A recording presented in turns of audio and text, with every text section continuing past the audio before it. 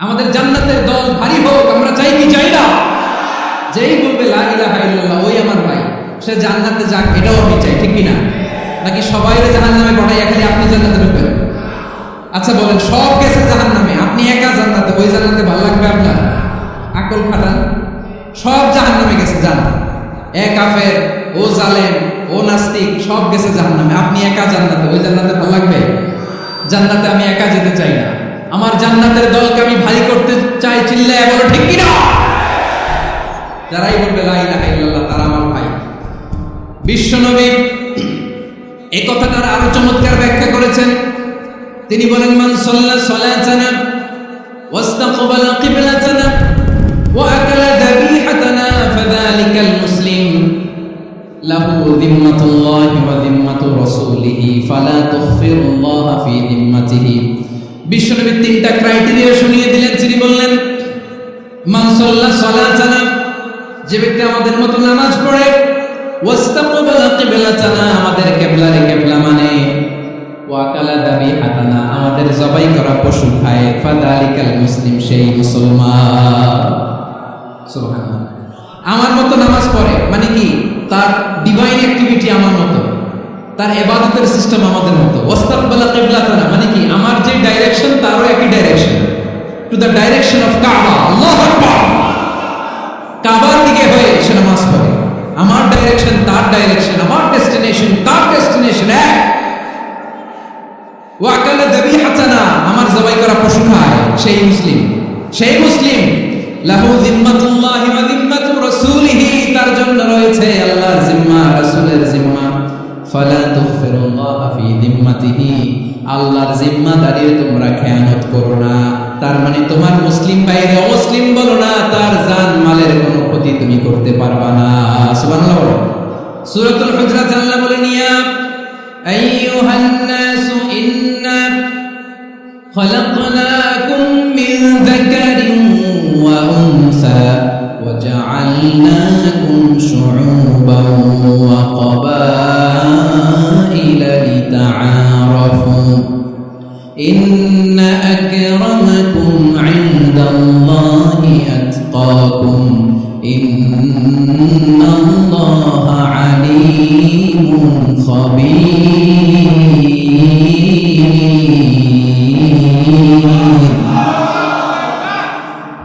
আল্লাহ বলেন, ইয়া আইয়ুহান নাস ইন্না খালাকনাকুম মিন যাকারিন ওয়া উনসা, ও দুনিয়ার মানুষেরা শোনো, তোমাদের সবাইকে সৃষ্টি করেছে এক পুরুষ এক নারী থেকে। আওয়াজ করে বলতে হবে, পুরুষটার নাম কি? এবার আওয়াজ করে বলুন, নারীটার নাম কি?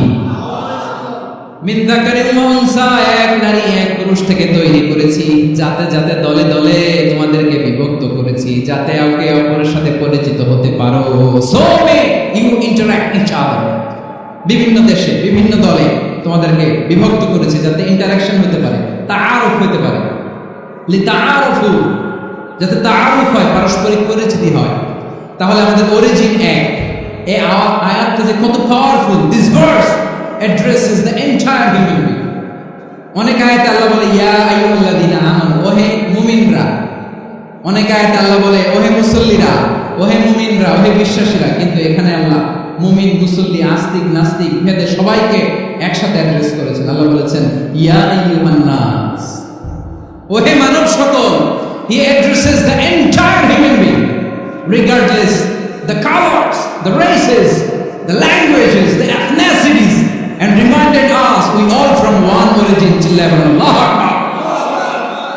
আল্লাহ বলেন, তোমাদের সবাইকে বানিয়েছি এক পিতা আদম, এক মাতা হাওয়া থেকে।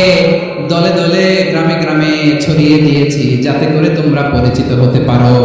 আমি আল্লাহর কাছে তোমাদের কোনো ধরনের আলাদা মর্যাদার কোনো স্ট্যান্ডার্ড নাই একটা ছাড়া। ইন্না আকরামাকুম ইনদাল্লাহি আতকাকুম, আমার কাছে তার মর্যাদা সব চাইতে বেশি, যার হৃদয়ে তাকওয়া থাকবে বেশি। আল্লাহর কাছে ধনী গরিবের পার্থক্য নেই, লম্বা খাটোতে পার্থক্য নাই, আরো বলারবে পার্থক্য নাই। এই আয়াত নাযিল করে আল্লাহ তাআলা বিভেদের দেয়াল বা প্রাচীরকে ভেঙে গুড়িয়ে দিয়েছে। সবাই সমান, সবাই সমান, কোনো পার্থক্য নাই। বিষ্ণু ঈসা ইসলাম সুনানে আবু দাউদ এবং তিরমিজির হাদিসে বলেন, ইফতারাকাতিল ইয়াহুদু আলা 71 ফিরকা, ইহুদিরা 71 দল হয়েছে। ইখতিলাফ করতে করতে কয় দল? সবাই বলে নাই কয় দল? ওয়াফতারাকাতিন নাসারা আলা 72 ফিরকা, আর নাসারারা হইছে 72 দল। আওয়াজ করে বলুন তো কয় দল? ওয়াসাতাফতারিকু হাদিহি উম্মাহ বি73 ফিরকা। আর বিশ্বনবী আফসোস করে বলেন আমার উম্মত হবে 73 দল। ইহুদি 71 দল, নাসারা 72 দল, আর আমার উম্মত বুঝে থাকলে আওয়াজ করে বলেন। বিশ্বনবী বলেছেন আমার উম্মত ভাগ হবে কয় দলে? কুল্লুহা ফিন্নার, সব জাহান্নামে যাবে ইল্লা ওয়াহিদা, একটা দল ছাড়া। সাহাবারা বললেন মান হিয়া ইয়া রাসূলুল্লাহ, সে নাজাত প্রাপ্ত জান্নাতি দল কোনটা? আপনি কি আমাদের বলবেন না? আপনি মেহেরবানি করে একটু বলে দেন তারা কারা। বিশ্বনবী বললেন মা আনা আলাইহি ওয়া আসহাবি, আমি এবং আমার সাহাবারা যেই পথের উপর আছে, এই মত এবং পথের উপর যারা থাকবে তারাই জান্নাতের দল হয়ে যাবে। যারা আমার মত, আমার সাহাবীর মত এবং পথ অনুসরণ করবে তারাই জান্নাতে যাবে। তাহলে প্রিয় ভাইরা, আমরা কি আর ইখতিলাফ করব, কাদা ছোড়াছুরি করব? মুসা আলাইহিস সালাম আল্লাহর সাথে সরাসরি কথা বলতেন। ওয়া কাল্লামাল্লাহু মুসা তাকলিমা, সুবহানাল্লাহ পড়েন। আওয়াজ করে সবাই বলেন সুবহানাল্লাহ। এখন বনি ইসরাইল হচ্ছে পৃথিবীর সবচেয়ে গোয়ার জাতি। তারা বলে মুসা, তুমি যে আল্লাহর সাথে কথা বলো আমরা তো দেখি না, তুমি যে কথা বলো আমরা তো শুনি না, তো কি করতে হবে? বনি ইসরাইল বলে আমাদের মধ্য থেকে 70 জন নিয়ে যাইতে হবে তোর পারে। ওরা আয়েশা যদি কয় হ্যাঁ আমরা শুনছি, তাহলে বিশ্বাস করবো। কত বড় ডাকাত দেখছেন বনি ইসরাইল। এদের যে গোয়ার জাতি নাই, এত গোয়ার তুমি করেছো মুসা আলাইহিস সালাম। তুমি যে আল্লাহর সাথে কথা বলে আমরা তো দেখি, কি করবো? 70 জন আমাদের বন্ধু বান্ধব যে যদি দেখে তারা বলবে ওকে আসো, 70 জন আসো। 70 জন নিয়ে গেল।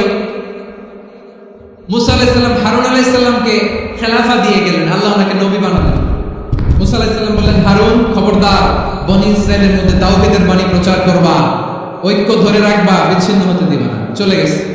এইদিকে বনি ইসরাইলের এক দুষ্ট লোক ছিল, নাম সামিরি। কি নাম? সামিরি। সে সবাইরে বলল তোমাদের স্বর্ণগুলো ফালাও।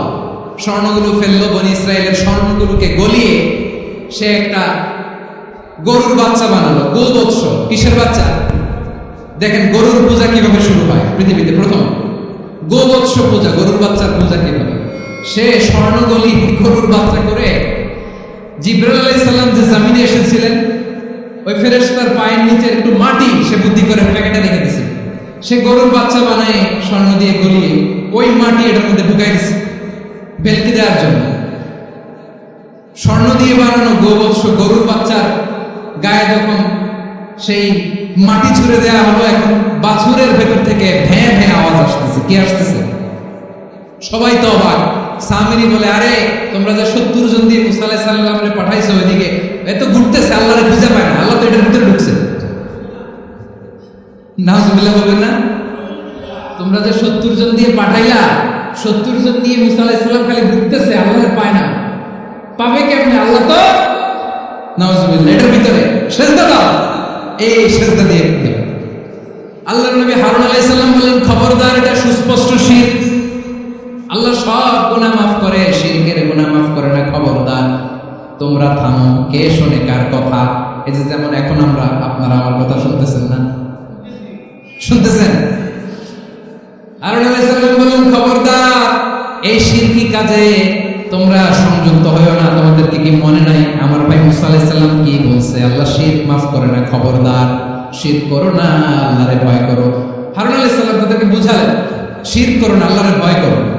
শুধু এতটুকুই তিনি বুঝালেন, দাওয়াতি কাজ পালন করলেন, কিন্তু প্রতিরোধ করেন নাই, সশস্ত্র সংগ্রামে লিপ্ত হন নাই, বাধা দেন নাই। কারণ গৃহযুদ্ধ বেঁধে যেতে পারে। উনি ভাবলেন আমি যদি আমার বাহিনী নিয়ে দাওয়াত দেওয়ার সাথে সাথে প্রতিরোধ করি, আক্রমণ করি, ওরাও আমারে আক্রমণ করবে, ব্লাডশিট হবে, রক্তপাত, এমন অবস্থা হবে বনি ইসরায়েলের মধ্যে যেটা হয়তো আমার ভাই মুসাও কন্ট্রোল করতে পারবে না। সুবহানাল্লাহ করবেন না? এক একজন নবীকে আল্লাহ তাআলা কি ইন্টেলেক্ট দিয়ে পাঠিয়েছেন। তিনি ভাবলেন আমি দাওয়াতি কাজটাই করি, এটা যে হারাম এটা থেকে শুধু বারণ করি কিন্তু প্রতিরোধ না আমি যদি ঐক্য ধরে রাখতে পারি বাকিটা আমার ভাই সামনে নেবে। সুবহানাল্লাহ। হারুন আলাইহিস সালাম প্রতিরোধ করলেন না, বনি ইসরাইলের মধ্যে গৃহযুদ্ধ বেঁধে যাওয়ার আশঙ্কায় প্রতিরোধ করলেন না, আক্রমণ করলেন না, শুধু দাওয়াত দিলেন। ইন দা মিন টাইম মুসা আলাইহিস সালাম আল্লাহর সাথে কথা বলে যখন ফিরে আসলেন, দেখলেন বনি ইসরাইলের অধিকাংশ লোক মুশরিক হয়ে গেছে, মুশরিক হয়ে গেছে। মুসা আলাইহিস সালাম রেগে গেলেন, রেগে প্রথমে বনি ইসরাইলদেরকে অ্যাটাক না করে ভাইয়ের দাড়ি ধরলেন। হারুন আলাইহিস সালামের দাড়ি আর চুল মেজাজি বলেছিলেন, হারুন তুমি কি করলা? তোমার কি দায়িত্ব দিয়ে গেলাম, তুমি কি করলা? তুমি থাকতে বনি ইসরাইল কেমন করে শিরকের কাজে নিমজ্জিত হয়ে যায়? সাইয়েদনা হারুন আলাইহিস সালাম বললেন, ইন্নী, কোরআন সাক্ষী, কোরআন থেকে কোট করছি, ইন্নী খাশীতু আন তাকুলা ফাররাকতা বাইনা বনি ইসরাঈলা ওয়া লাম তারকুব কওলি। ও আমার ভাই, আমার দাড়ি ধরবেন না, আমার মারবেন না। আমি ভয় করেছি, আমি ভয় পেয়েছি, না জানি আপনি বলেন তুমি কেন খাশীতু আন তাকুলা ফাররাকতা বাইনা বনি ইসরাঈল, আপনি এসে আমারে যদি বলেন তুমি কেন ঐক্য ধরে রাখলে না, কেন মারামারি হলো, কেন রক্তপাত হলো, তোমার কি এই দায়িত্ব আমি দিয়ে দিয়েছিলাম? আমার কথার দিকে কি তুমি ভ্রুক্ষেপ করো নাই? আমি যে বলছি তাওহীদের বাণী প্রচার করবা আর ঐক্য ধরে রাখবা, আমার কথা কি শোনো নাই? আপনি আমারে ধমকাবেন, এই জন্য আমি প্রতিরোধ করি নাই, আক্রমণ করি নাই, গৃহযুদ্ধ আটকানোর জন্য, কিন্তু আমি দাওয়াত দিয়েছি। সুবহানাল্লাহ বলেন। ঐক্য ধরে রেখেছেন।